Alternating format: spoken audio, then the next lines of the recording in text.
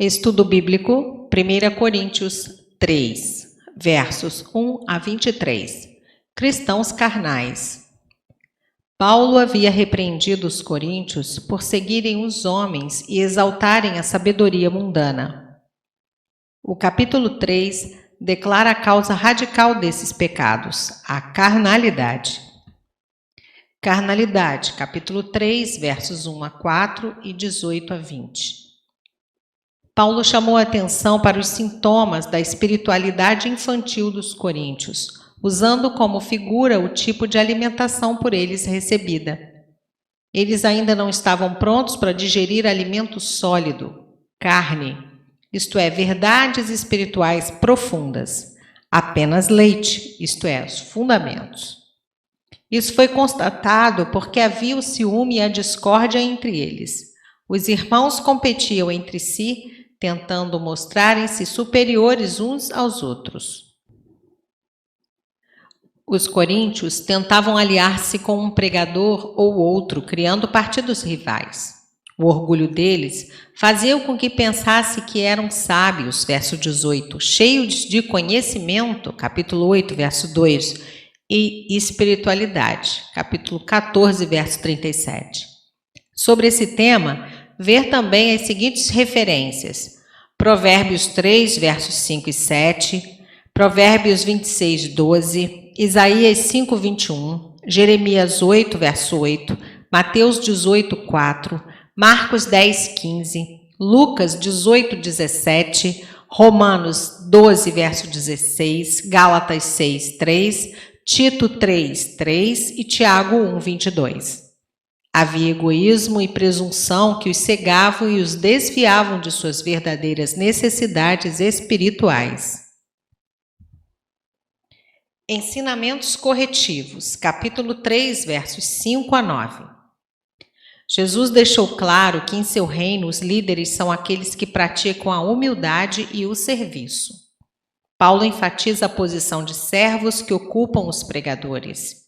Eles ouvem e fazem a vontade de Deus, mas é o Senhor quem dá o crescimento e que recompensa os pregadores de acordo com seu trabalho, não de acordo com sua eloquência ou inteligência. Além do mais, ciúme, rivalidade e jactância sinalizam sentimentos carnais medíocres, mas nenhum cristão precisa provar ou reivindicar nada, porque Deus nos deu todas as coisas em Cristo. Edifício de Deus, capítulo 3, versos 10 a 23. A igreja é o edifício de Deus, composto de Cristo como fundação e aqueles que são trazidos a Cristo como materiais de construção. Veja Efésios 2, versos 19 a 22 e 1 Pedro 2, 5. Paulo instrui pessoas que fazem 3 tipos de coisas para o edifício de Deus: lançar a fundação, construir sobre a fundação e destruir o edifício. Aqueles que estão lançando a fundação, ele insiste que Cristo seja o material exclusivo, verso 11. O edifício deve ser edificado sobre a rocha que é Cristo, Mateus 7, 24. Desde que a filosofia e a sabedoria mundana são vazias, aqueles que pregam o evangelho precisam pregar as coisas reveladas pelo Senhor. Aqueles que estão construindo sobre a fundação, ele encoraja o cuidado. Os construtores trazem vários tipos de pessoas a Cristo. Alguns são duráveis como ouro, prata e pedras preciosas. Outros são altamente inflamáveis como madeira, feno e palha. Devemos ser pedras vivas, 1 Pedro 2,5. No fogo, isto é, no tempo da tribulação e na tentação, a qualidade desses materiais se manifesta. Alguns construtores encontram suas obras, isto é, convertidos, destruídas pelo fogo da aflição.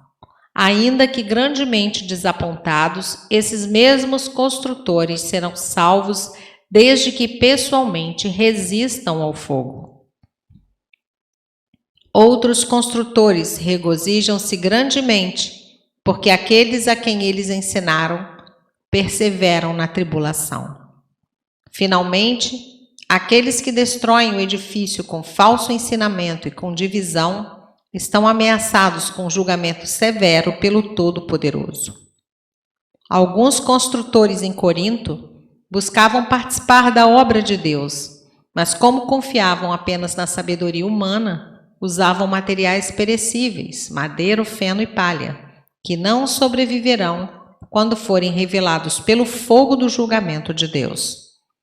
Os próprios construtores escaparão por pouco da destruição. Paulo advertiu aos membros da igreja que eles, assim como foi construído o templo de Salomão, deveriam ser edificados com material que é permanente. 1 Crônicas 22, versos 14 a 16.